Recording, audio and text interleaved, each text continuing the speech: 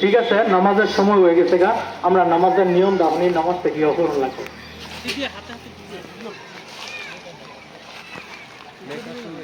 Plate লাগে ভিডিওটা করি পাশে দুশোর পর বাঁচিল না।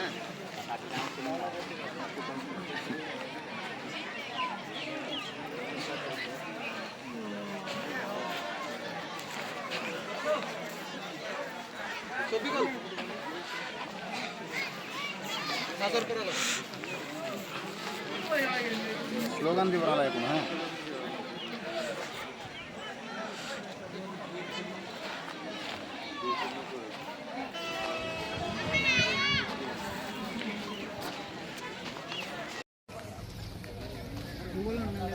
আমি আৰু এটা কথা চৰকাৰক জনাব বিচাৰিছোঁ যে আমি সংখ্যালঘু বুলিয়ে কথা নহয়, আমি সম্পূৰ্ণ মুছলিম সমাজে এটা কথা স্বীকাৰ কৰোঁ যে ইয়াত আমাৰ ভাৰতবৰ্ষৰ যিটো সংবিধান, এই সংবিধানৰ প্ৰতি সন্মান জনাই আমি হিন্দু কি মুছলমান কোনো বিদেশীক আমি ইয়াত স্থান দিয়াটো আমি নিবিচাৰোঁ। সংখ্যালঘু ছাত্ৰ ইউনিয়নো নিবিচাৰে। গতিকে যদি প্ৰকৃত বিদেশী আছে তেখেতসকলক চৰকাৰে উপযুক্ত ব্যৱস্থা লৈ বহিষ্কাৰ কৰক, কিন্তু বিদেশীৰ নামত স্বদেশীক যাতে নিৰ্যাতিত নকৰে তাৰ কাৰণে আমি বিনম্ৰভাৱে অনুৰোধ জনাইছোঁ। 1971 চনৰ পিছত যদি কোনোবা আহিছে তেখেতসকলক কাগজে কলমে বা উপযুক্ত প্ৰমাণসহ তেখেতসকলৰ ওপৰত ব্যৱস্থা গ্ৰহণ কৰক আৰু আমাৰ যিখিনি সাংবিধানিক অধিকাৰ, এই অধিকাৰ সৰ্ব কৰি আমাৰ যাতে হিন্দুৱে হওক বা মুছলমানে হওক কোনো নাগৰিকক যাতে অত্যাচাৰ নকৰে তাৰ কাৰণে আমি পুনৰবাৰ সকিয়নি জনাইছোঁ। আমি ভাৰতবৰ্ষৰ নাগৰিক আৰু ভাৰতবৰ্ষৰ সংবিধানে আমাক এটা অধিকাৰ দিছে আৰু প্ৰস্তাৱনাত স্পষ্টভাৱে উল্লেখ আছে যে ভাৰতবৰ্ষ এখন সাৰ্বভৌম গণতান্ত্ৰিক ধৰ্মনিৰপেক্ষ ৰাষ্ট্ৰ।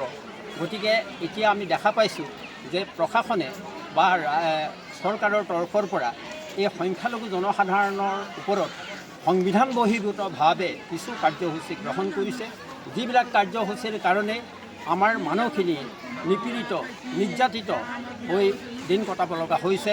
গতিকে আজি আমাৰ এই পবিত্ৰ ঈদ-উল আজহাৰ দুখৰ দিনত আমি প্ৰতিবাদী কাৰ্যসূচী গ্ৰহণ কৰি চৰকাৰক সকীয়াই দিব বিচাৰিছোঁ যে চৰকাৰে যাতে সংবিধান বহিৰ্ভূতভাৱে আমাৰ যি মৌলিক অধিকাৰ, এই মৌলিক অধিকাৰ সৰ্ব কৰাৰ প্ৰচেষ্টা অব্যাহত নাৰাখে আৰু ইয়াৰ পৰা বিৰত থাকে আৰু আমাক শান্তিপূৰ্ণভাৱে এখন ধৰ্মনিৰপেক্ষ ৰাষ্ট্ৰ হিচাপে আমাৰ নাগৰিক হিচাপে আমাক জীয়াই থকাৰ যাতে যি অধিকাৰ, এই অধিকাৰ প্ৰদান কৰে।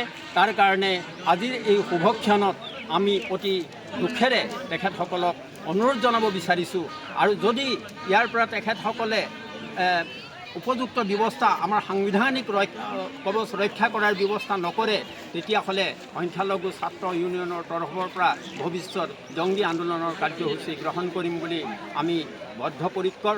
আৰু আজিৰ এই শুভক্ষণত আমি পুনৰবাৰ তেখেতসকললৈ অনুৰোধ জনাইছোঁ তেখেতসকলে যাতে আমাক শান্তিৰে বসবাস কৰিবৰ কাৰণে আমাক অধিকাৰ প্ৰদান কৰে। তাৰ কাৰণে মই তেখেতসকলক